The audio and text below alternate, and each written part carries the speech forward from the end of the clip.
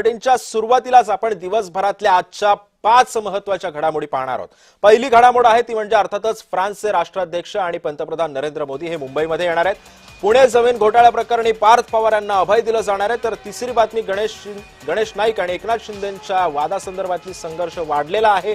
गणेश नाईकांविरोधात आता शिवसेनेचं पोलखोल अभियान सुरू होतंय। तर बारामती अपघात प्रकरणी मिटकरींचे सवाल उपस्थित होत आहेत। ब्लॅक बॉक्सचा डेटा रिकव्हर होत असल्यानं मिटकरींकडून शंका उपस्थित होतीये। तर त्यानंतरची बातमी आहे तपोवन वृक्षतोडी प्रकरणातली। आज हायकोर्टामध्ये सुनावणी पार पडणार आहे।